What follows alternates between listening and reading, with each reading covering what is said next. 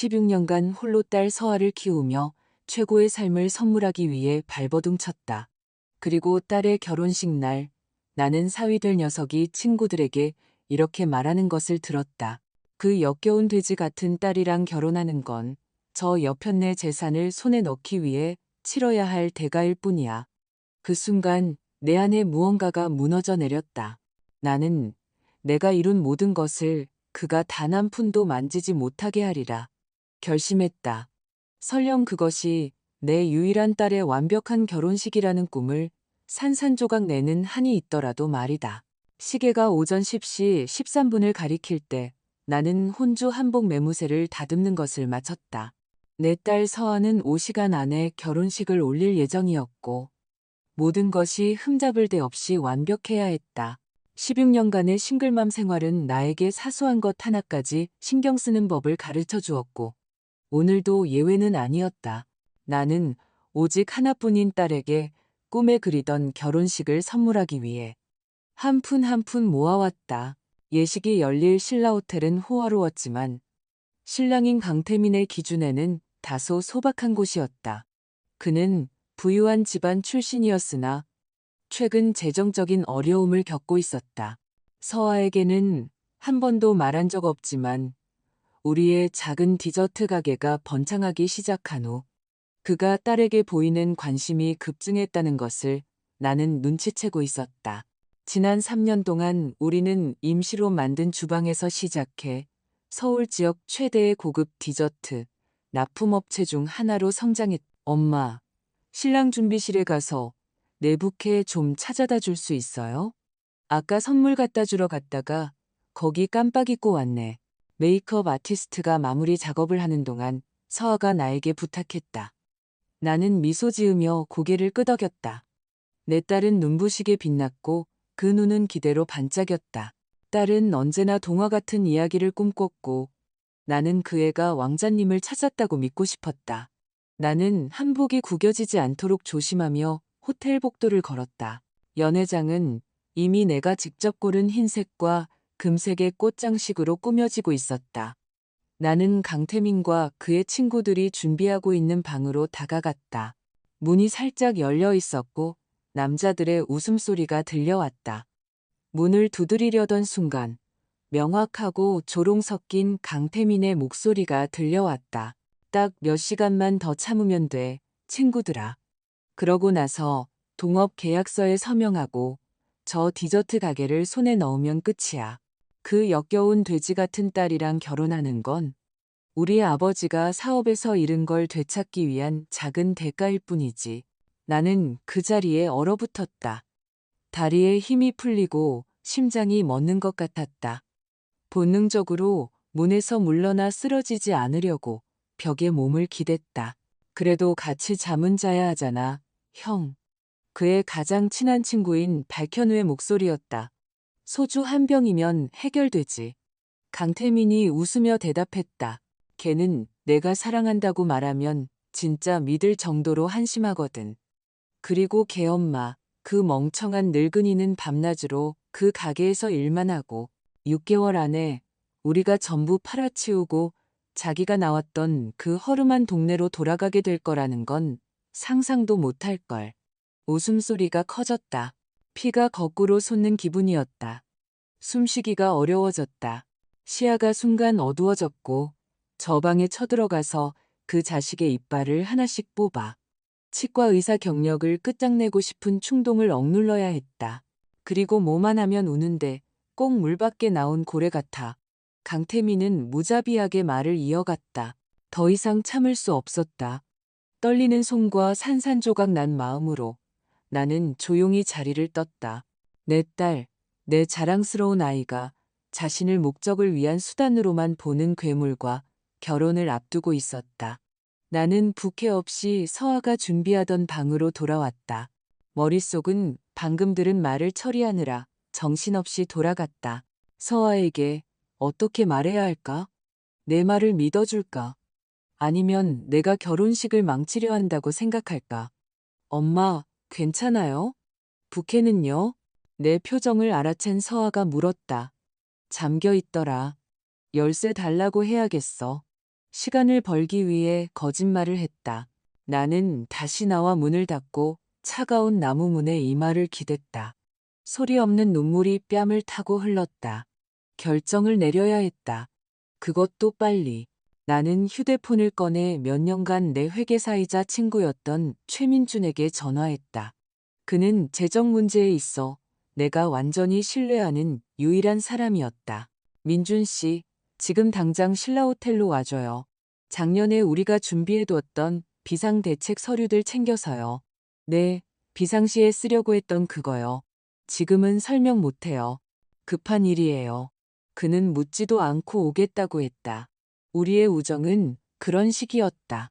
그 후 변호사에게 전화했다. 만약 강태민이 내 피와 땀으로 일군 것을 손에 넣을 수 있다고 생각했다면 그건 큰 착각이었다. 시간은 얼마 없었지만 나는 단호했다. 나는 심호흡을 하고 눈물을 닦고 굳은 결심을 가슴에 품고 서아의 방으로 돌아갔다. 엄마로서 나에게는 똑같이 고통스러운 두 가지 선택지가 있었다. 진실을 밝혀 딸의 결혼식이라는 꿈을 파괴하거나 아니면 딸을 이용하려는 남자의 덫에 빠지도록 내버려 두는 것. 나는 헤어스타일리스트가 딸의 머리를 마무리하는 동안 거울을 통해 그녀를 바라보았다. 서아는 곧 닥칠 폭풍을 모른 채 미소 짓고 있었다. 그녀의 레이스 드레스는 단순하면서도 우아했다. 언제나 원했던 바로 그 모습이었다. 나는 이날을 위해 몇 년간 돈을 모았고 가게에서 밤낮 없이 일했다. 아름답구나. 나는 목이 메인 목소리로 말했다. 엄마, 아직 울지 마요. 화장 망가지겠네. 그녀는 내 눈물의 진짜 이유를 모른 채 농담을 던졌.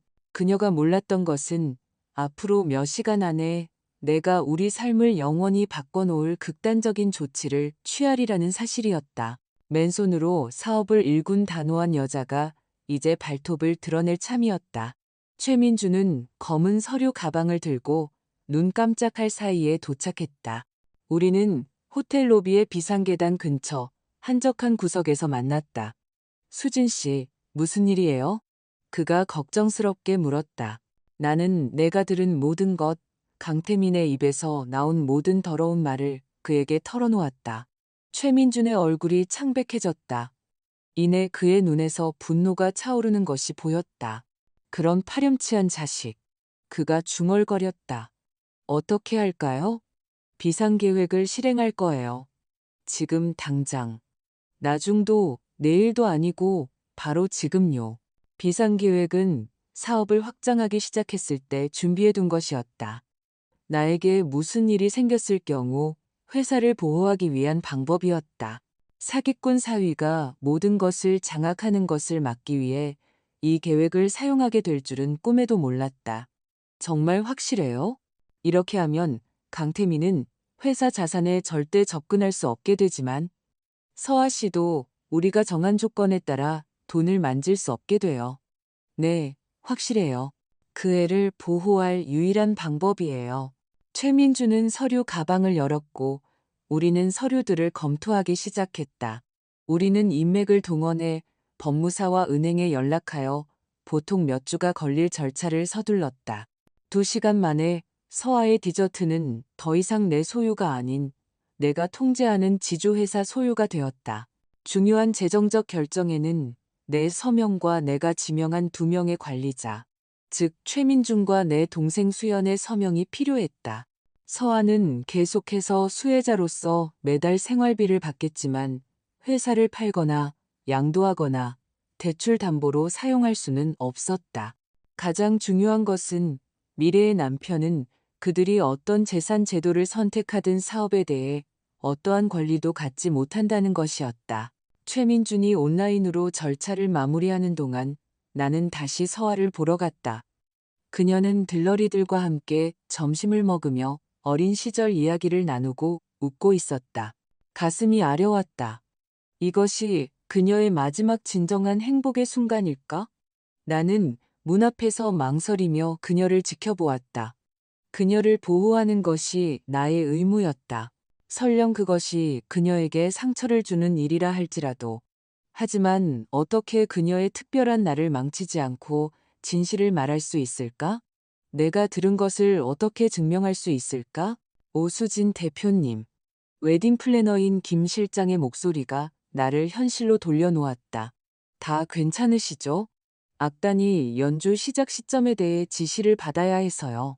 네, 곧 갈게요. 나는 기계적으로 대답했다. 로비로 돌아가자 최민준이 서류 폴더를 건넸다. 됐습니다. 그가 말했다. 제가 증인으로 서명했어요. 수연 씨는 디지털 위임장을 보냈고요. 자산 이전은 완료되었습니다.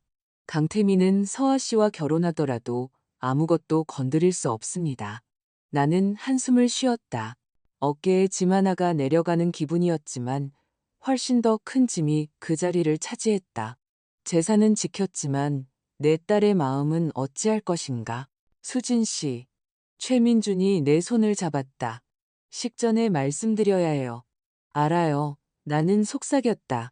하지만 날 믿지 않으면 어떡하죠? 그래도 그 사람 곁에 남겠다고 하면요?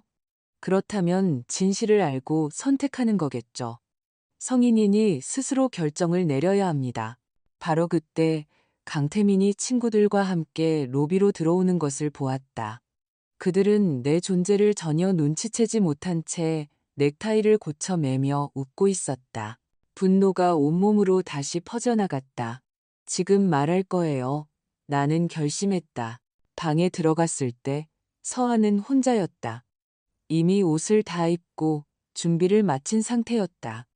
하얀 드레스를 입고 섬세한 베일이 얼굴을 감싼 모습은 마치 공주 같았다. 나를 보고 미소 짓던 그녀의 얼굴은 내 표정을 보자 굳어졌다. 엄마, 무슨 일이에요? 뭐 잘못됐어요? 나는 그녀 옆에 앉아 손을 잡았다. 서아야, 내 사랑, 아주 힘든 얘기를 해야 할 것 같아. 나는 심호흡을 하며 적절한 단어를 찾으려 애썼다. 오늘 내부캐를 찾으러 갔을 때 강태민이 친구들과 이야기하는 걸 들었어. 나는 모든 것을, 모든 잔인한 말과 조롱 섞인 웃음소리를 전부 이야기했다. 내가 말하는 동안 딸의 얼굴이 변해가는 것을 보았다. 처음에는 불신, 그 다음에는 혼란, 그리고 마침내 내 심장마저 함께 부서질 것 같은 깊은 고통이 찾아왔다. 아니야. 그녀는 내 손을 뿌리치며 고개를 저었다. 그럴 리가 없어요. 엄마가 잘못 들었을 거야. 서아야. 믿기 힘든 거 알지만 아니에요, 엄마. 그녀의 목소리가 높아졌다. 엄마는 원래부터 그 사람을 안 좋아했잖아요. 항상 돈 때문에 나랑 만난다고 생각했잖아요. 서아야, 내 두 귀로 똑똑히 들었어. 나는 침착함을 유지하며 주장했다. 그는 널 끔찍한 말로 불렀어. 너와 결혼하는 건 우리 가게를 손에 넣기 위한 작은 대가일 뿐이라고 했어. 눈물이 그녀의 얼굴로 흘러내리며 완벽한 화장을 망가뜨렸다. 왜 하필 오늘 이러시는 거예요? 바로 오늘. 그녀는 일어서서 나에게서 멀어졌다. 너를 사랑하기 때문이야, 딸아. 나중에 너무 늦었을 때 진실을 알게 되는 것보다 지금 나를 미워하는 게 나아. 그녀는 울음을 참으려 했으며 거울 쪽으로 돌아섰다. 그 사람과 얘기해 볼래요. 그녀는 휴대폰을 집어들며 결심했다. 직접 물어볼 거예요. 서아야, 그는 부인할 거야. 이건 제 결혼식이에요. 그녀가 소리쳤다. 늘 상냥하고 차분했던 딸에게서는 보기 드문 모습이었다. 제 인생이고 제가 결정해요. 그녀 말이 맞았다. 그녀의 인생이고 그녀의 선택이었다. 나는 재산을 보호하고 진실을 알려줌으로써 내 역할을 다했다. 나머지는 그녀의 손에 달려 있었다. 알았어. 그 사람이랑 얘기해봐. 하지만 그 전에 알아야 할 게 있어. 나는 최민준과 함께 서명했던 서류 사본을 그녀에게 건넸다. 이게 뭐예요? 가게를 지주회사로 이전했어. 넌 계속 생활비를 받겠지만 너나 강태민 둘 다 회사를 팔거나 담보로 사용할 수는 없을 거야. 오늘 내가 들은 이야기 이후에 취한 보호 조치야. 서아는 서류를 훑어보았다. 그녀의 표정은 충격에서 분노로 바뀌었다. 나한테 상의도 없이 이런 짓을 했어요? 어떻게 그럴 수가 있어요? 필요한 일이었어. 만약 내가 틀렸다면 아무 차이도 없을 거야. 하지만 내가 맞다면 나는 말끝을 흐렸다. 그녀는 한참 동안 나를 뚫어지게 쳐다보았다. 소리 없는 눈물이 뺨을 타고 흘렀다. 그리고는 휴대폰을 들고 강태민에게 전화했다. 태민 씨, 지금 얘기 좀 해요. 급해요. 그녀의 목소리가 떨렸다. 내 방으로 와요. 전화를 끊고 그녀는 나를 향해 돌아섰다. 엄마도 여기 계세요. 그 사람이 무슨 말을 하는지 같이 들었으면 좋겠어요. 나는 고개를 끄덕였고 우리는 긴장된 침묵 속에서 기다렸다. 몇 분 후 누군가 문을 두드렸다. 강태민은 내 딸을 그토록 홀렸던 그 매력적인 미소를 띤 채방으로 들어왔다. 그는 흠잡을 데 없는 정장을 입고 머리를 뒤로 빗어넘긴 완벽한 신랑의 모습이었다. 그의 미소는 나를 보고 흔들렸다. 자기야, 무슨 일이야? 준비 다 하고 있어야 하는 거 아니야? 그는 그녀의 얼굴에 흐르는 눈물을 보고 말을 멈췄다. 무슨 일이야? 왜 울어? 서아는 심호흡을 하며 눈물을 닦았다. 물어볼 게 있어요, 태민 씨. 그리고 완전히 솔직하게 대답해줬으면 해요. 강태민은 나를 한번 쳐다보고 다시 그녀를 보았다. 눈에 띄게 불편해 보였다. 물론이지, 내 사랑, 뭐든지. 나랑 결혼하는 이유가 사랑해서예요. 아니면 우리 가게 돈 때문이에요? 뒤이은 침묵은 귀가 먹먹할 정도였다. 나는 강태민의 얼굴에 몇 초 만에 여러 감정이 스쳐 지나가는 것을 보았다. 놀라움, 혼란, 계산, 그리고 마침내 분노의 가면. 그게 무슨 질문이야? 그는 그녀에게 다가가 손을 잡으려 했다. 당연히 사랑해서 결혼하는 거지. 어디서 그런 얘기를 들었어? 서아는 거리를 유지하며 물러섰다. 우리 엄마가 들었대요. 신랑 준비실에서 친구들이랑 얘기하는 거요. 나를 역겨운 돼지라고 불렀다면서요. 나랑 결혼하는 건 그냥 가게를 손에 넣기 위한 작은 대가일 뿐이라고. 강태민은 분노에 찬 눈으로 나를 노려보더니 억지 웃음을 지었다. 그래서 그걸 믿었어. 서아야. 내 엄마는 날 한 번도 좋아한 적 없잖아. 우리 사이를 갈라놓으려고 이런 얘기를 꾸며내는 거야. 꾸며내는 거 아니에요. 나는 차분한 목소리를 유지하며 대답했다. 당신이 한 말 한마디 한마디 다 들었어요. 강태민 씨, 증명해봐요. 그가 팔짱을 끼며 나를 도발했다. 내 말과 당신 말, 둘 중 하나일 뿐이잖아. 바로 그때 나는 무언가를 깨달았다. 내 휴대폰.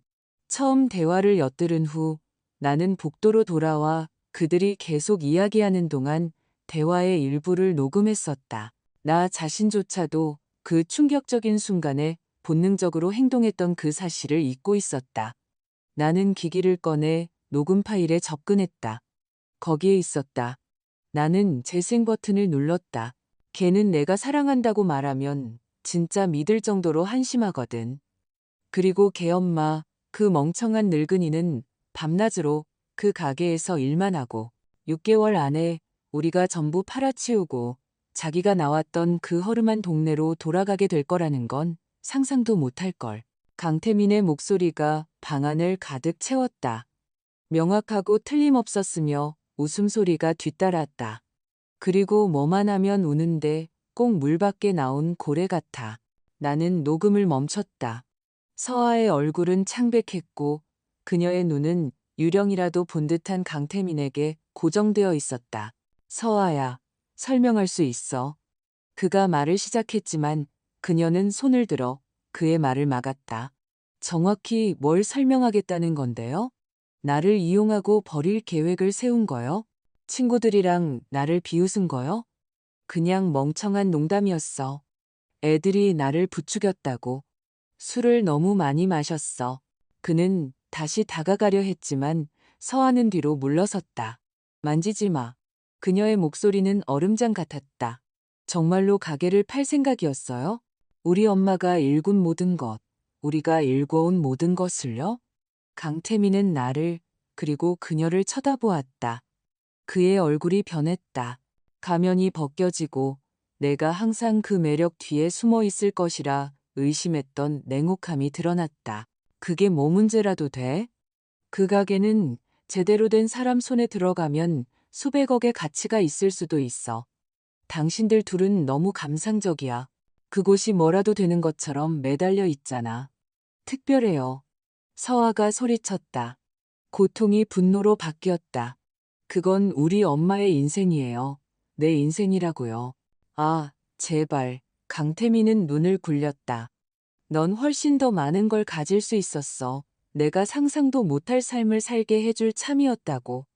우리 가족 돈으로 말이야. 무슨 차이가 있는데? 돈은 돈이지. 서아는 내가 건넨 서류를 집어 그의 가슴팍에 던졌다. 이거나 읽어봐요. 우리 엄마가 모든 걸 지주회사로 이전했어요. 당신은 우리 돈에 단 한 푼도 손댈 수 없을 거야. 강태민은 서류를 집어 빠르게 읽었다. 그의 얼굴이 경멸해서 이해, 그리고 충격으로 변하는 것을 보았다. 그는 분노에 차 나를 노려보았다. 이럴 순 없어. 이미 했어요. 나는 간단히 대답했다. 그는 서류를 구겨 바닥에 던졌다. 이대로 안 끝날 줄 알아. 나도 친구들, 변호사들 있어. 소송 걸 거야. 해봐요. 나는 그를 도발했다. 하지만 이 녹음 파일이 있는데 판사한테 왜 내 가족의 재산에 접근할 자격이 있는지 설명하기는 어려울걸. 그의 분노는 계산으로 바뀌었다. 언제나 전략가인 강태민은 서아를 향해 돌아서며 표정을 부드럽게 했다. 자기야, 우리끼리 얘기 좀 하자. 내 엄마가 내 머릿속에 이상한 걸 집어넣고 있어. 내가 들은 거 내가 설명할 수 있어. 바보 같은 농담이었다고. 결혼식 때문에 긴장해서 그랬어. 그 멍청이들한테 잘 보이려고 허튼 소리를 한 거야. 서아는 그를 한참 동안 바라보았다. 그녀의 손이 떨리고 가슴이 불규칙한 호흡으로 오르내리는 것을 보았다. 나는 그녀가 굴복할까봐, 사랑이 다시 그녀의 눈을 멀게 할까봐 두려웠다. 내 방에서 나가. 마침내 그녀가 말했다. 목소리는 낮았지만 단호했다. 서아야, 제발. 나가. 그녀가 화병을 던지며 소리쳤다. 화병은 벽에 부딪혀 산산조각 났고 물과 꽃이 바닥에 흩뿌려졌다. 강태민은 그 폭발에 놀라 뒤로 물러섰다. 그는 순수한 증오심으로 나를 그리고 다시 그녀를 쳐다보았다. 후회하게 될 거야. 그가 위협했다. 너희 둘 다 후회하게 될 거라고. 그리고는 문을 쾅 닫고 나가버렸다.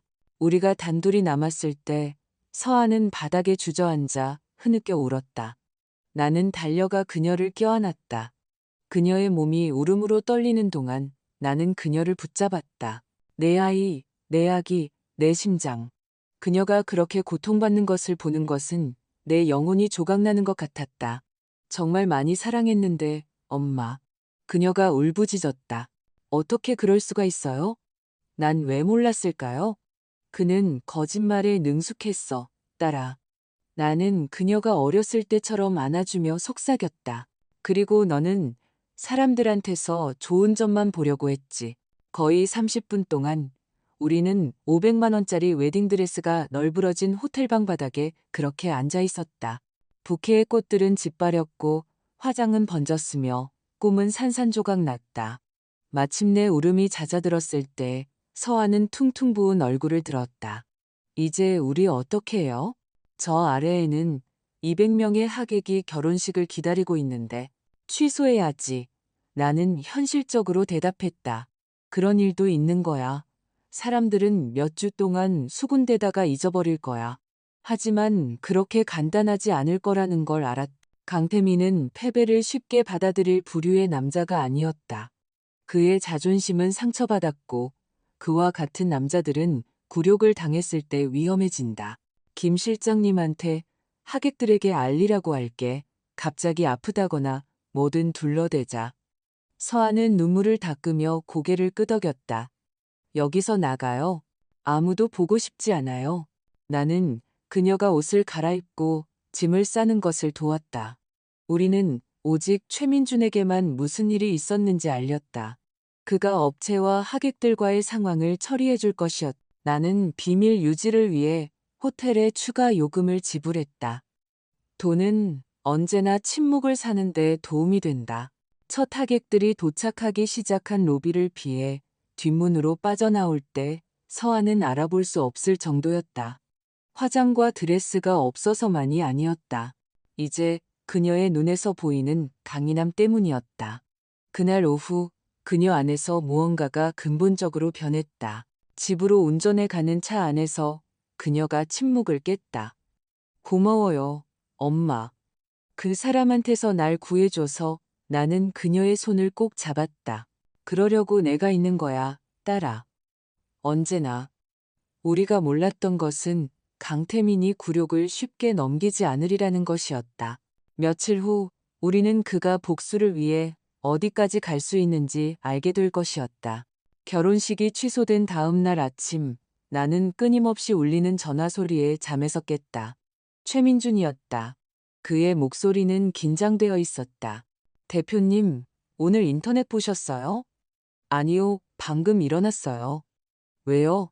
강태민이 대표님이랑 서아 씨에 대해 끔찍한 글들을 올리고 있어요. 온 세상에 퍼졌어요. 나는 침대에서 뛰쳐나와 태블릿을 찾았다. 떨리는 손으로 소셜미디어에 접속했다. 내가 본 것은 피를 얼어붙게 만들었다. 강태민은 자신이 딸에 대한 통제권을 잃는 것을 참지 못하는 사이코 장모의 잔인한 계략의 희생양이라고 주장하는 장문의 글을 올렸다. 그는 내가 평생 서아를 조종하고 자신과 가게에 대한 통제권을 유지하기 위해 연애관계로부터 딸을 고립시켰다고 주장했다. 더 나쁜 것은 내가 만든 녹음 파일을 교묘하게 편집하여 그가 마치 친구들의 도발에 반응했을 뿐인 것처럼 보이게 만들었다는 것이다. 그가 만든 이야기는 나를 비뚤어지고 통제욕 강하며 계산적인 여자로 그렸고 그건 먹혀들었다. 댓글은 참담했다. 사람들은 그의 편을 들었고 나를 괴물이라 불렀으며 서아가 나라는 유독한 영향력에 더욱 얽매일 뻔한 결혼에서 탈출했다고 말했다. 엄마, 무슨 일이에요? 서아가 내 방 문 앞에 나타났다. 전날 밤 내내 울어서 눈이 퉁퉁 부어 있었다. 제 전화기가 계속 울려요. 나는 최근의 배신으로 인한 고통이 아직 얼굴에 남아있는 딸을 보며 망설였다. 그녀는 이미 너무 많이 고통받고 있었다. 하지만 진실을 숨기는 것은 상황을 악화시킬 뿐이었다. 강태민이 우리에 대해 거짓말을 퍼뜨리고 있어. 딸아, 녹음 파일을 편집하고 모든 걸 왜곡했어. 서아는 내 손에서 태블릿을 가져가 읽기 시작했다. 한 줄 한 줄 읽을 때마다 그녀의 얼굴이 창백해졌다. 댓글을 읽기 시작했을 때 소리 없는 눈물이 흘러내렸다. 우리 평판을 망가뜨리고 있어. 나는 무력감을 느끼며 중얼거렸다. 가게, 우리 고객들, 납품업체, 친구들 모두가 저 글을 보고 있었다. 강태민은 이야기를 바꾸어 자신을 피해자로 만들고 우리를 악당으로 그리고 있었다. 그날 우리는 3번의 추가 타격을 받았다. 시위대 한 무리가 우리 가게 앞에 나타나 우리를 학대자와 조종자라고 부르는 피켓을 들었다. 우리 제품을 구매하던 2개의 대기업이 전화를 걸어 계약을 취소했다. 그리고 최악은 가까운 친구들이 우리를 피하기 시작했고 일부는 비난하는 메시지까지 보냈다는 것이다. 어떻게 사람들이 저 사람 말을 그렇게 쉽게 믿을 수 있죠? 서아가 식어가는 커피를 건드리지도 않은 채 부엌 식탁에 앉아 물었다. 우리를 몇 년이나 알았잖아요. 사람들은 스캔들을 좋아해, 딸아. 그리고 강태민은 여론을 조작하는 방법을 정확히 알고 있지. 그 후 열흘 동안 상황은 악화되기만 했다. 강태민은 지역 온라인 매체와 인터뷰를 했다. 한 인기 팟캐스트에 출연해 자신이 진정으로 사랑했던 가족에게 어떻게 속았는지 이야기하며 눈물을 흘렸다. 그의 모든 출연은 진실하고 감정적으로 보이도록 치밀하게 계획되었다. 한편 우리는 가게를 계속 운영하려고 노력했지만 고객은 급격히 줄었다. 직원들은 스캔들과 연관되는 것을 두려워하며 사직하기 시작했다. 심지어 은행에서도 최근 확장에 대한 대출 상환 능력에 미칠 영향을 우려하여 회의를 소집했다. 서아는 망연자실했다. 그녀의 눈에서 빛이 사라졌다. 거의 먹지도 자지도 못했다. 어느 날 밤 그녀의 방에 들어갔다가 어둠 속에서 강태민과 찍은 옛 사진들을 보고 있는 그녀를 발견했다. 내가 정말 바보였어. 내가 그녀 옆에 앉아 그녀가 중얼거렸다. 모든 신호가 있었는데 항상 가게에 대해 물어보던 방식, 우리가 확장하기 시작한 후에 나한테 더 관심을 보였던 거.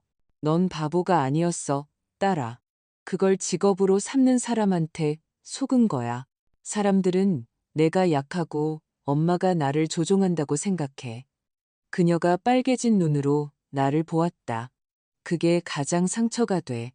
우리가 동업자로서 함께 해온 모든 일이 엄마의 학대인 것처럼. 나는 다시 한번 가슴이 찢어지는 것을 느끼며 그녀를 껴안았다. 서아는 언제나 내 자랑이었다. 어릴 때부터 제과에 관심을 보였고 모든 레시피와 기술을 배웠다. 내가 집 대출금을 다 갚고 재투자할 수 있게 되었을 때 기업 행사 시장으로 확장하자고 제안한 것도 그녀였다. 우리는 나이와 경험의 차이에도 불구하고 동등하게 함께 일했다. 그리고 이제 강태민은 우리의 역사를 다시 쓰고 있었다. 결혼식이 취소된 지 12일째 되던 날, 더 이상 나빠질 수 없다고 생각했을 때 최민준이 놀라운 소식을 가지고 우리 집에 나타났다. 강태민이 두 분을 상대로 소송을 제기했습니다. 그가 부엌 식탁 위에 서류를 놓으며 말했다. 정신적 피해, 명예훼손, 계약 불이행을 주장하고 있어요. 계약 불이행이요? 내가 믿을 수 없다는 듯 물었다. 무슨 계약이요? 결혼 후에 그를 가게의 동업자로 만들어주기로 한 구두 합의가 있었고, 당신 오수진 대표가 질투와 통제욕 때문에 고의로 모든 것을 방해했다고 주장합니다. 말도 안 돼요. 내가 소리쳤다. 말도 안 되지만 위험하죠. 최민준이 경고했다. 황인철 변호사를 고용했어요. 가슴이 철렁 내려앉았다. 황인철은 도시에서 가장 공격적인 변호사 중 한 명으로 단순한 사건을 피비린내 나는 언론 전쟁으로 만드는 것으로 유명했다. 그는 법정에서 고객을 대리할 뿐만 아니라 평판을 파괴하는 대중적인 쇼를 만들어냈다. 그리고 더 있어요. 최민준이 망설이며 말을 이었다. 웨딩 플래너인 김 실장이 그 사람 편에 섰어요. 오 대표님이 몇 주 전부터 결혼식을 망칠 계획을 세우는 걸 들었다고 말하고 있어요. 뭐라고요? 서아가 붕괴하며 일어섰다. 거짓말이에요. 엄마는 모든 걸 완벽하게 준비하려고 밤낮으로 일했다고요. 알아요. 최민준이 한숨을 쉬었다. 하지만 강태민이 아마 돈으로 매수했거나 협박했을 겁니다. 그는 자원이 있고 그걸 쓸 의향이 있으니까요. 그날 밤 최민준이 돌아간 후 서아와 나는 테라스에 조용히 앉아 별을 바라보았다. 우리가 함께 일군 가게는 위기에 처했고 우리의 평판은 산산조각 났으며 위협적인 소송이 우리 머리 위를 맴돌고 있었다. 우리 이제 어떡해요, 엄마? 마침내 서아가 어둠 속에서 작은 목소리로 물었다. 나는 딸을 바라보았고 내 안에서 결심이 솟아나는 것을 느꼈다. 강태민은 전쟁을 원했다. 그렇다면 전쟁을 치러주리라. 우리는 싸울 거야. 내가 단호한 목소리로 대답했다. 나는 맨손으로 사업을 일구고 너를 혼자 키우고 우리가 겪은 모든 것을 극복했어. 지금 포기하려고 그런 게 아니야. 다음 날 나는 몇 년 전 여성기업가 행사에서 만났던 강력한 변호사 정은영에게 전화했다. 그녀는 비쌌지만 철옹성 같은 평판과 인상적인 승소율을 자랑했. 정은영 변호사는 우리의 이야기를 듣고 원본 녹음 파일, 서명된 서류, 강태민의 게시물 등 증거를 검토하고는 심각하게 고개를 끄덕였다. 그가 비열하게 놀고 있지만 실수를 저질렀군요. 그녀가 결의에 찬 눈을 빛내며 말했다. 첫째, 녹음 파일 편집은 어떤 전문가든 감지할 수 있습니다. 둘째, 그의 주장은 명예훼손에 해당합니다. 셋째, 그가 주장하는 동업에 대한 구두합의 증거가 전혀 없어요. 하지만 웨딩 플래너는요? 내가 물었다. 그를 지지하기 위해 거짓말을 하고 있잖아요. 그녀는 우리가 처리할 겁니다. 정 변호사가 장담했다. 매수된 사람들은 보통 떳떳하지 못한 과거가 있기 마련이죠. 그건 저에게 맡기세요. 정 변호사는 사법적, 대중적 두 가지 전선에서 전략을 세웠다. 우리는 명예훼손과 정신적 피해에 대한 맞소송을 제기했다. 동시에 그녀는 여론을 되찾기 위해 위기관리 전문 회사를 고용했다. 다음 며칠은 정신없이 지나갔다. 정 변호사는 강태민이 명예훼손 게시물을 삭제하도록 하는 법원 명령을 받아냈다. 그는 따랐지만 피해는 이미 발생한 후였다. 홍보팀은 소셜미디어에서 그의 주장에 직접적으로 대응하지 말고 우리 일에 집중하라고 조언했다. 두 분에게는 탄탄한 스토리가 있습니다. 홍보 전문가인 한서윤이 설명했다. 싱글맘이 딸과 함께 사업을 일구고 역경을 극복한 이야기죠. 그의 비난이 아니라 거기에 집중합시다. 우리는 계획에 따라 가게의 역사에 대한 이야기를 올리고 서아와 내가 어릴 때부터 함께 일하는 옛 사진들을 공유했다. 조금씩 일부 충성스러운 고객들이 우리 편을 들어주기 시작했지만 강태민은 쉽게 포기하지 않았다. 맞소송 2주 후 그는 또 다른 공격을 감행했다. 내가 유독한 근무 환경을 만들었고 서아가 내 손안에 꼭두각 씌었다고 증언할 의향이 있는 전 직원들을 찾았다고 주장했다. 그 전 직원들이 누군데요? 나는 분노하며 정 변호사에게 물었다. 나는 항상 모두를 존중하며 대했어요. 김도윤과 이소희 씨요. 그녀가 노트를 보며 대답했다. 등골이 오싹해졌다. 김도윤은 성희롱으로 해고됐다. 이소희는 계산대에서 돈을 빼돌리려 했다. 바로 그거예요. 정 변호사가 미소 지었다. 강태민이 조사를 제대로 안 했군요. 우리는 두 사건에 대한 문서 기록을 가지고 있어요. 이소희가 돈을 가져가는 CCTV 영상도 포함해서요. 그는 방금 우리에게 귀중한 탄약을 준 셈이에요. 몇 주 만에 처음으로 희망의 빛을 느꼈다. 강태민은 초조해지고 있었고 실수를 저지르고 있었다. 법적 다툼이 진행되는 동안 서아와 나는 가게를 유지하기 위해 고군분투했다. 고객의 거의 40%를 잃었다. 우리는 5명의 직원을 해고하고 경비를 대폭 줄여야 했다. 매일이 투쟁이었고 지불된 청구서 하나하나가 작은 승리였다. 어느 날 오후 한때 15명이었던 직원이 이제 단 3명뿐인 가게 주방에서 서아와 내가 일하고 있을 때 문이 열렸다. 스캔들 이후로 보지 못했던 우리의 가장 오래된 납품업체 중 한 명인 박 사장님이었다. 오 대표님, 서아 씨. 그가 불편한 표정으로 말했다. 얘기 좀 할 수 있을까요? 나는 앞치마에 손을 닦으며 서아와 걱정스러운 눈빛을 교환했다. 물론이죠, 사장님. 무슨 일 있으세요? 사실 있습니다. 그가 카운터 위에 서류철을 올려놓았다. 스위트 가든에서 자기들에게만 독점적으로 납품해달라는 제안을 받았어요. 제가 받는 가격의 2배를 제시하더군요. 스위트 가든은 우리 지역의 가장 큰 경쟁업체였다. 사장인 윤 대표는 지금까지는 존중할 만한 경쟁자였다. 하지만 받아들이기 전에 우리에게 알려주러 오셨군요. 나는 그의 눈에서 갈등을 읽으며 결론 내렸다. 두 분이 제 첫 고객이었어요. 그가 설명했다.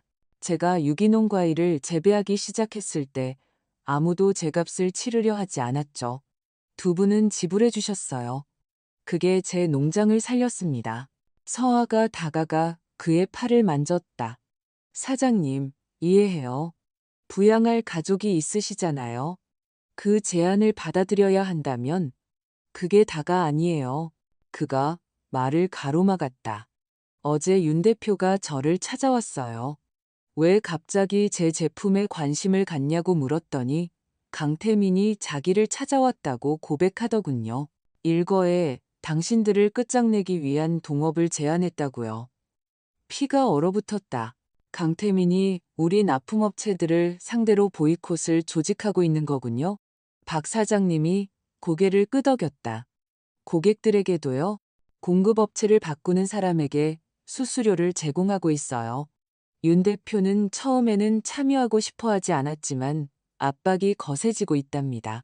왜 이 얘기를 우리에게 해주시는 거죠? 나는 의심스럽게 물었다. 옳지 않기 때문입니다. 그가 간단히 대답했다. 두 분과 그 젊은이 사이에 무슨 일이 있었는지는 모르지만 저는 두 분을 10년 동안 알았어요. 정직한 분들이고 그는 비열하게 놀고 있어요.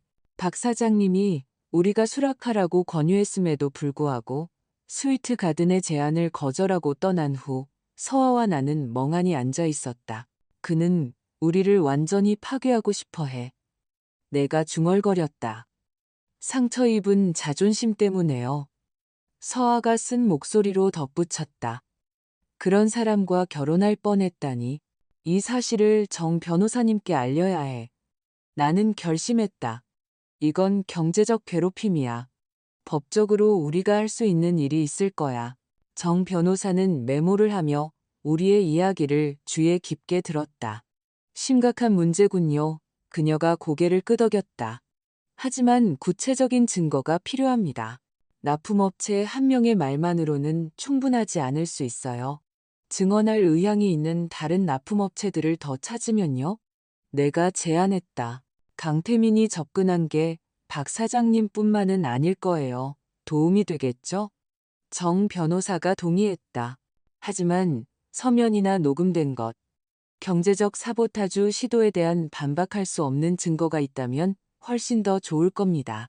아이디어를 낸 것은 서아였다.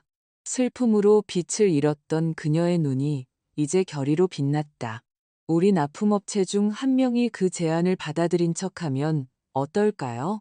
강태민이 구체적인 지시를 내릴 때 대화를 녹음할 수 있을 거예요. 정 변호사는 잠시 생각하더니 미소를 지었다. 그거 효과가 있을 수 있겠네요. 하지만 극도로 조심해야 합니다. 자연스러워야 하고 어떤 유도도 없어야 하며 우리 주에서 합법적인지 확인해야 합니다. 계획이 구체화되기 시작했다. 박 사장님은 강태민의 제안을 받아들이는 척하며 참여하기로 동의했다. 정 변호사는 녹음이 합법적이고 법정에서 증거로 채택될 수 있도록 모든 것을 준비했다. 그동안 우리는 명예훼손 캠페인의 재정적 여파에 계속 직면했다. 가게를 유지하기 위해 집을 담보로 대출을 받아야 했다. 나는 밤을 새워가며 계산을 하고 품질을 희생하지 않으면서 비용을 절감할 방법을 찾으려 애썼다. 어느 날 밤 텅 빈 가게 주방에서 거의 비어있는 선반을 바라보며 울고 있는 서아를 발견했다. 그 사람 뜻대로 되고 있는 거죠? 그렇죠? 내가 그녀 옆에 앉아 그녀가 흐느꼈다. 우릴 망하게 할 거예요. 아니야, 딸아. 나는 그녀의 손을 잡으며 대답했다. 우리를 다치게 하고 피 흘리게 할 수는 있겠지만 우리를 파괴하지는 못할 거야. 어떻게 그렇게 확신해요? 나는 내 손에 잡힌 그녀의 손을 보았다. 아주 어릴 때부터 반죽하고 섞고 창조하는 법을 배운 손. 내 손과 같은 힘을 담고 있는 손. 강태민 같은 사람들은 파괴하는 것만 알기 때문이야. 내가 설명했다. 하지만 우리는, 서아야, 우리는 짓고 다시 짓는 법을 알지. 그리고 다시 짓는 것은 언제나 무너뜨리는 것보다 더 많은 힘과 용기를 필요로 해. 그녀는 나를 꼭 껴안았고 우리는 오랫동안 그렇게 있었다. 다음 날 아침 우리는 계획을 실행하기 시작할 것이었다. 덫은 놓일 준비가 되어 있었다. 박 사장님은 완벽한 미끼였다. 도시의 여러 업체에 유기농 과일을 공급하는 그가 스위트 가든으로 공급업체를 바꾸는 것은 우리 운영에 상당한 타격이 될 것이었다. 강태민은 미끼를 물 것이었다. 정 변호사는 법적 함정에 걸리지 않도록 박 사장님에게 무엇을 말할 수 있고 말할 수 없는지에 대해 신중하게 지시했다. 그는 셔츠 주머니에 숨겨진 사법부가 승인한 녹음기를 사용할 것이었다. 만남은 증인들이 회의를 확인할 수 있는 공공 카페에서 이루어질 것이었다. 기억하세요. 정 변호사가 만남 당일 아침 박 사장님에게 지시했다. 그냥 그가 말하게 두세요. 유도하지 말고, 제안하지 말고, 그냥 듣고 확인만 하세요. 계획은 간단했다. 박 사장님은 강태민에게 스위트가든의 독점 제안을 고려하고 있지만 조건을 더 잘 이해하고 싶다고 말할 것이었다. 특히 윤 대표가 왜 강태민을 계약의 일부로 언급했는지 알고 싶다고 할 것이었다. 서아와 나는 속이 불안으로 뒤틀리는 동안 가게에서 평범한 척하며 하루를 보냈다. 정 변호사는 소식을 기다리며 항상 전화기를 손에 쥐고 우리와 함께 있었다. 오후 3시 37분 박 사장님에게서 전화가 왔다. 됐습니다. 그가 말했다. 그의 목소리는 흥분으로 떨렸다. 전부 녹음했어요. 보이콧을 조직하고 있다는 걸 인정했을 뿐만 아니라 다른 말들도. 들어보시면 알 겁니다.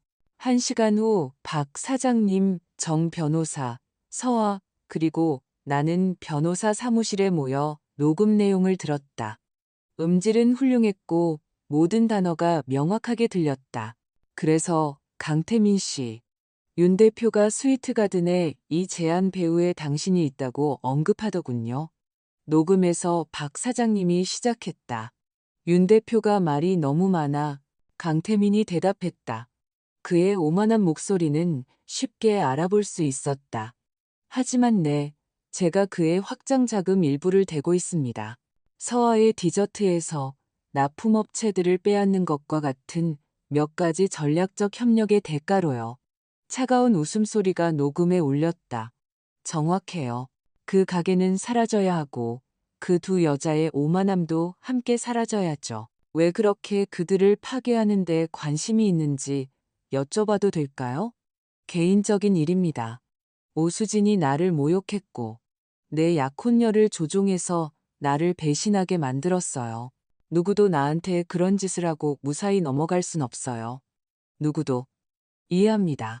그럼 가게가 문을 닫은 후에는요? 저 같은 납품업체들은 스위트가든과 계속 독점 계약을 유지하게 되나요? 잠시 멈춤. 아마 아닐 겁니다. 윤 대표는 장기적으로 당신들 모두를 유지할 자본이 없어요. 이건 목적을 위한 수단일 뿐입니다. 그 목적이 뭔데요? 오수진을 파괴하는 것. 당연하죠. 그 돼지 같은 여자가 내 길을 막은 대가를 치르게 하는 겁니다.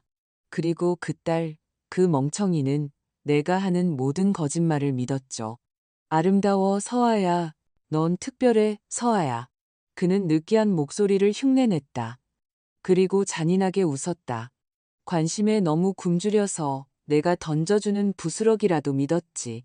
서아의 뱃속에서 역겨움의 소리가 들렸다.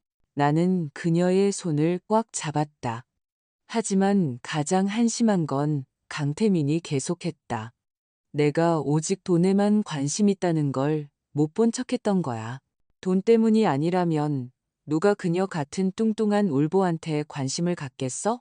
그 후 대화는 강태민이 다른 납품업체와 고객들을 이용해 우리를 완전히 고립시킬 계획을 상세히 설명하며 몇 분 더 이어졌다. 녹음이 끝났을 때 사무실의 침묵은 무거웠다. 서아의 눈에는 눈물이 고여 있었지만 슬픔이 아니라 순수한 분노의 눈물이었다. 충분한가요? 내가 정 변호사에게 물었다. 그녀는 고개를 끄덕였다. 느린 미소가 그녀의 얼굴에 번졌다. 충분하고도 남습니다. 이것은 악의적인 경제적 간섭을 증명할 뿐만 아니라 그가 언론과 법정에서 만들어 온 이야기를 완전히 뒤집습니다. 이제 어떻게 하죠? 첫째, 우리 소송에 이걸 추가할 겁니다. 둘째, 여론전에서 전략적으로 사용할 겁니다. 전체 녹음 파일을 유출하지는 않을 거예요. 서아 씨에게 잔인한 일이 될 테니까요. 대신 그의 진짜 의도를 보여주는 선택된 부분만 공개할 겁니다. 윤 대표는요? 박 사장님이 물었다. 그도 연루되어 있지만 이 모든 상황에 불편해 보였어요. 정 변호사는 잠시 생각했다. 그와는 따로 이야기해 볼 겁니다. 강태민에 대한 증인으로 우리 편에 두면 유용할 수 있어요. 다음 날 아침 정 변호사는 기자회견을 열었다. 그녀는 서아에 대한 가장 잔인한 모욕을 드러내지 않으면서도 강태민의 진짜 의도를 보여줄 수 있는 녹음의 일부를 신중하게 선택했다. 반응은 즉각적이고 압도적이었다. 우리를 공격했던 바로 그 언론들이 이제 진실을 보도하기 위해 달려들었다. 옛 고객들이 지지를 표하며 우리를 찾아오기 시작했다. 한때 우리가 공격받던 전쟁터였던 소셜미디어는 이제 연대의 메시지로 가득 찼다. 스위트 가든의 사장인 윤 대표는 강태민과 거리를 두며 자신의 참여에 대해 사과하는 공식 성명을 발표했다. 저는 조종당했고 압박받았습니다. 그가 썼다. 시장에서의 경쟁은 공정해야 하며 사보타주가 아닌 품질에 기반해야 합니다. 하지만 결정타는 3일 후 한 유력 온라인 매체가 폭로 기사를 게시했을 때 나왔다. 강태민의 전 여자친구 2명이 나타나 우리와 비슷한 이야기를 털어놓았다. 두 사람 모두 그가 재정적 이득을 얻기 위해 어떻게 자신들을 조종했는지, 대외적으로는 매력적인 왕자님의 가면을 쓰면서 사적으로는 어떻게 자신들을 모욕했는지 이야기했다. 강태민은 녹음이 조작되었고 자신이 박해받고 있다고 주장하며 방어하려 했지만 너무 늦었다. 대세는 완전히 기울었다. 기자회견 2주 후 우리는 합의 제안을 받았다. 우리가 그에 대한 소송을 취하하면 강태민도 우리에 대한 모든 주장을 철회하겠다는 것이었다. 그는 절박해요. 정 변호사가 말했다. 그의 이미지는 파괴되었어요. 고객들이 그의 컨설팅 회사를 떠나고 있어요. 아무도 그와 엮이고 싶어 하지 않아요. 받아들여야 할까요? 나는 결정을 그녀에게 맡기며 서아를 바라보았다. 이 시련 동안 그토록 성장한 내 딸은 단호하게 고개를 저었다. 아니요. 그녀의 목소리는 조용했지만 단호했다. 그는 우리를 파괴하려고 했어요. 재정적으로뿐만 아니라 감정적으로도요. 내가 진정한 사랑을 받을 자격이 없다고 믿게 만들고 싶어 했어요. 그가 모든 법적 결과를 마주하길 바라요. 정 변호사는 자랑스럽게 미소 지었다. 전적으로 동의합니다. 그리고 우리가 가진 증거로 그가 상당한 결과를 마주하게 될 것이라고 보장할 수 있어요. 소송은 계속되었다. 3개월 후 판사가 판결을 내렸다. 강태민은 명예훼손, 악의적인 사업관계 방해, 그리고 괴롭힘으로 유죄 판결을 받았다. 그는 상당한 배상금을 지불하고 공개적으로 사과하라는 명령을 받았다. 가게는 서서히 회복되기 시작했다. 고객들이 돌아왔고 새로운 계약이 체결되었다. 길은 멀겠지만 우리는 돌아왔다. 어느 날 오후 서아와 내가 주방에서 새로운 레시피를 시험하며 일하고 있을 때 그녀가 편안한 침묵을 깼다. 엄마, 만약 내가 그 사람과 결혼했다면? 진실을 깨닫는데 얼마나 걸렸을지 궁금해한 적 있어요? 나는 정확하게 재료를 계량하며 집중하고 있는 딸의 얼굴을 보았다. 모르겠구나, 딸아. 며칠이 걸렸을 수도 있고 몇 년이 걸렸을 수도 있지. 중요한 건 이제 우리가 안다는 거야. 가끔은 결혼식 날 그 대화를 들어줘서 고마워해야 한다고 생각해요. 그녀는 나를 보지 않고 말을 이었다. 하지만 다른 때는 증거 없이도 바로 엄마를 믿었어야 했다는 생각이 들어요. 나는 그녀의 얼굴을 부드럽게 만져 나를 향하게 했다. 서아야, 넌 그를 사랑했어. 사랑은 때로 눈을 멀게 하지. 의심했던 걸로 자책하지 마. 그녀는 슬픈 미소를 지었다. 모든 사람이 우리 마음을 받을 자격이 있는 건 아니라는 걸 가장 힘든 방법으로 배운 것 같아요. 힘든 교훈이지. 내가 동의했다. 하지만 넌 살아남았어. 우리는 살아남았고 더 강해졌지. 그날 밤 가게를 닫은 후 나는 주방에 잠시 혼자 남았다. 수천 개의 디저트가 만들어진 오븐, 서아가 반죽을 섞는 법을 배운 조리대, 우리가 사업 확장을 계획했던 작은 사무실을 둘러보았다. 강태민은 이 모든 것을 빼앗으려 했다. 사업뿐만 아니라 우리의 존엄성, 평판, 모녀 관계까지도. 그는 거의 성공할 뻔했다. 하지만 결국 우리를 구한 것은 녹음 파일이나 법적 전략만이 아니었다. 그것은 어머니와 딸 사이에 깨지지 않는 유대감이었다. 아무리 교활한 남자라도 완전히 끊을 수 없는 연결고리였다.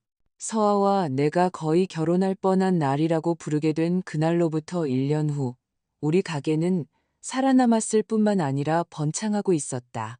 아이러니하게도 그 소동은 결국 우리를 주목받게 만들었다.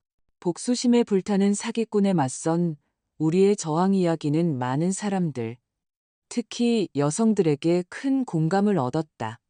우리는 여성기업가 행사에서 강연해달라는 초대를 받았다. 서아는 처음에 자신의 경험에 대해 공개적으로 이야기하는 것을 꺼렸지만 점차 자신의 목소리를 찾았다. 그녀는 자신의 이야기를 이용해 다른 여성들에게 조종적인 관계에 대해 경고하기 시작했다. 가장 큰 위험은 그녀는 강연에서 말했다. 공공연한 적이 아니라 당신의 몰락을 계획하면서 당신의 가장 큰 팬인 척하는 사람입니다. 어느 날 밤, 그런 행사 중 하나가 끝난 후, 한 젊은 여성이 울면서 서아를 찾아왔다. 당신 이야기가 저를 구했어요. 그녀가 고백했다. 저는 제 가족 사업의 모든 통제권을 약혼자에게 넘기기 직전이었어요. 당신 이야기를 듣고 나서 제가 무시했던 작은 신호들을 알아차리기 시작했어요. 이런 순간들은 서아의 깊은 곳에 있는 무언가를 치유했다. 그녀의 개인적인 고통은 목적의식으로 변했다. 한때 수치심이었던 것이 이제는 힘이 되었다. 나로 말하자면 나 역시 나만의 교훈을 얻었다. 가장 중요한 것은 딸을 보호하기 위해 엄마가 할 수 있는 일을 결코 과소평가하지 말라는 것이었다. 강태민이 내 딸을 돼지라고 부르는 것을 들었던 그날, 내 안에 원초적인 무언가가 깨어났다. 나조차도 가지고 있는지 몰랐던 힘이었다. 나는 또한 용서에 대해 배웠다. 진정한 뉘우침을 보이지 않았던 강태민에 대한 용서가 아니라 나 자신에 대한 용서였다. 몇 달 동안 나는 이 모든 것을 피할 수 있었을까? 내가 무시한 신호가 있었을까? 내가 하지 않은 질문이 있었을까? 생각하며 스스로를 괴롭혔다. 가까운 친구가 된 정 변호사는 강태민이 노련한 포식자였다는 것을 이해하도록 도와주었다. 그와 같은 사람들은 자신의 진짜 의도를 숨기는 데 달인이다. 가게는 2호점으로 확장되었다. 우리는 팬데믹 기간 동안 일자리를 잃었던 3명의 여성을 포함하여 더 많은 직원을 고용했다. 우리는 싱글맘들을 위한 작은 교육 프로그램을 만들어 그들이 집에서 일할 수 있도록 제과 제빵의 기초를 가르쳤다. 어느 조용한 오후, 첫 빵이 오븐에서 나오고 계피향이 가게를 가득 채웠을 때 서아가 나를 사무실로 불렀다. 엄마, 보여드릴 게 있어요. 그녀는 노트북을 열어 이메일을 보여주었다. 우리 이야기와 가게의 여정에 대한 책을 써달라는 출판사의 초대장이었다. 어때요? 그녀가 흥분으로 빛나는 눈으로 물었다. 우리에게는 이야기할 가치가 있는 이야기가 있는 것 같구나. 내가 미소 지으며 대답했다. 우리는 그 주에 바로 책 작업을 시작했다. 글을 쓰는 것은 카타르시스 과정이었다. 고통스러운 순간들을 다시 겪는 것은 쉽지 않았지만 왜곡이나 조작 없이 우리 자신의 말로 우리 자신의 이야기를 서술하는 것에는 해방감이 있었다. 책은 8개월 후에 출판되었다. 달콤한 복수, 사기꾼으로부터 내 딸과 우리 사업을 구한 방법. 이 책은 주로 여성기업가와 싱글맘들 사이에서 소소한 성공을 거두었다. 강태민은 우리가 다른 사람들을 통해 들은 바로는 재판 후 도시를 떠났다고 한다. 그의 컨설팅 회사는 파산했다. 그의 평판은 회복 불가능할 정도로 더러워졌다. 그는 다른 도시에서 다시 시작하려 했지만 인터넷은 기억력이 길다. 우리가 들은 마지막 소식은 그가 중고차 판매원으로 일하고 있다는 것이었다. 어느 날 밤, 책 출간 행사 후 서아와 나는 지쳤지만 만족하며 집으로 돌아왔다. 우리는 테라스에 앉아 차를 마시며 별을 바라보았. 이상한 게 뭔지 알아요? 엄마? 그녀가 곰곰이 생각하며 말했다. 만약 제가 강태민 씨랑 결혼했다면 오늘날 저는 일반적인 기준에서 성공한 여성으로 여겨졌을 거예요. 잘생기고 겉보기엔 성공한 남편이 있었겠죠. 아마 큰 집에서 살았을 거고요. 그리고 불행했겠지. 내가 부드럽게 덧붙였다. 깊이. 이용당하고 사적으로 굴욕당하고 아마 배신당했을 거예요. 그녀는 차를 한 모금 마셨다. 성공의 패턴에 대해 많이 생각해 봤어요. 어릴 때부터 결혼이, 특히 여성에게 큰 목표라고 어떻게 배우는지요. 나는 완벽하게 이해하며 고개를 끄덕였다. 나 자신도 젊었을 때 그런 가치관을 흡수했고, 딸의 아버지가 우리를 버린 후 혼자 딸을 키우는 것에 대해 실패했다고 느꼈었다. 이 모든 일로 또 뭘 배웠는지 알아요? 서아가 계속했다. 진정한 관계는 거래가 아니라 동반자 관계라는 거요. 강태민 씨는 나를 목적을 위한 수단으로 봤어요. 엄마는 언제나 나를 사랑과 존중을 받을 자격이 있는 온전한 한 사람으로 봐줬고요. 눈물이 내 눈에 고였다. 넌 언제나 내 가장 큰 자랑이었어, 서아야. 처음부터. 그래서 결심했어요. 그녀는 내가 중요한 결정을 내릴 때 알아볼 수 있는 그 자세로 몸을 바로 세웠다. 경영학 석사학위를 딸 거예요. 가게를 더 확장하고 싶어요. 아마 다른 지역으로도요. 그리고 네, 언젠가는 결혼도 하고 아이도 낳겠죠. 하지만 그건 제가 인정받아야 해서나 그래야 한다고 믿어서가 아니라 제가 원하기 때문일 거예요. 나는 자부심으로 가슴이 벅차오르며 그녀의 손을 꼭 잡았다. 네가 선택하는 모든 일에서 넌 굉장할 거야. 그 테라스에서의 대화로부터 2년 후 서아의 디저트는 사계의 지점을 가진 체인으로 변모했다. 서아는 석사과정 마지막 학기였고 우리의 효율성을 30% 증가시킨 새로운 경영 전략을 실행하고 있었다. 나로 말하자면 나는 일상적인 운영에서 점차 물러나기 시작했다. 서아와 우리가 꾸린 재능 있는 팀을 신뢰했기 때문이다. 관심이 없어서가 아니라 내 딸이 리더로서의 역할을 완전히 맡을 때가 왔다는 것을 알았기 때문이다. 우리는 여전히 함께 살았지만 서아는 조금씩 리모델링하고 있는 자신만의 아파트를 구입했다. 우리 각자의 공간을 갖는 게 중요해요. 그녀가 설명했다. 하지만 우리는 언제나 동업자일 거예요, 엄마. 어느 특히 분주한 아침, 본점이 손님들로 가득 차고 갓 구운 빵 냄새가 공기를 가득 채웠을 때 나는 익숙한 얼굴이 들어오는 것을 보았다. 강태민을 위해 거짓 증언을 했던 웨딩 플래너 김 실장이었다. 그녀를 알아보는데 몇 초가 걸렸다. 그녀는 불안해 보였고 쫓겨날까 두려운 듯 주위를 둘러보았다. 서아는 계산대에서 특유의 미소로 손님을 응대하고 있었다. 김 실장을 보자 그녀의 미소가 순간 흔들렸다. 나는 호기심과 약간의 불안감을 느끼며 다가갔다. 오 대표님, 김 실장이 낮은 목소리로 인사했다. 서아 씨, 저는 사과하러 왔어요. 우리는 놀라 눈을 마주쳤다. 강태민 씨가 저를 협박했어요. 그녀가 계속했다.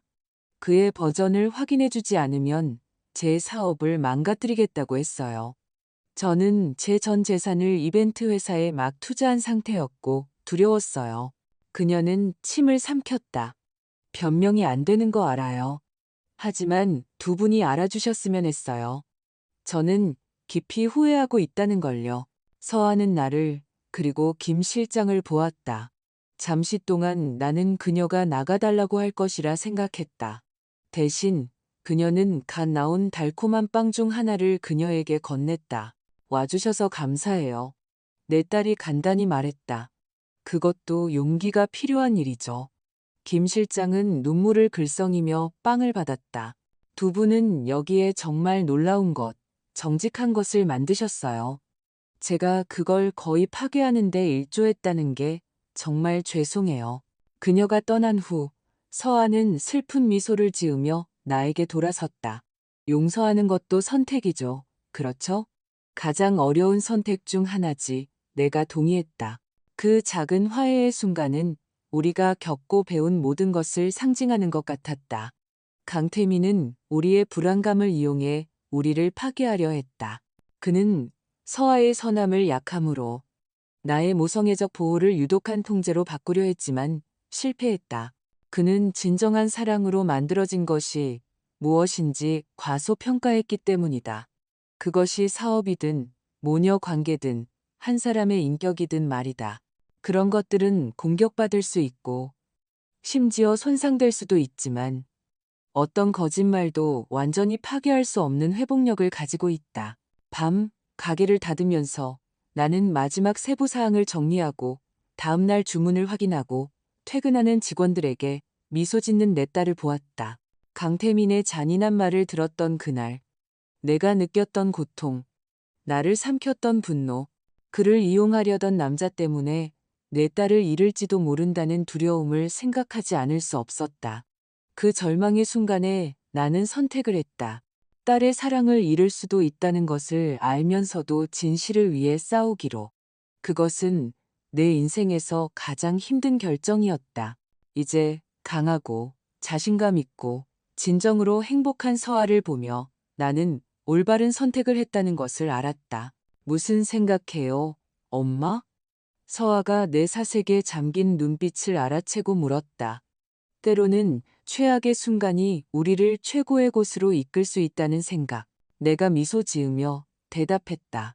그리고 네가 어떤 여성으로 성장했는지에 대해 얼마나 자랑스러운지. 그녀는 나를 껴안았고 그 포옹 속에는 우리의 모든 이야기, 사랑, 고통, 투쟁, 그리고 마침내 승리가 담겨 있었다.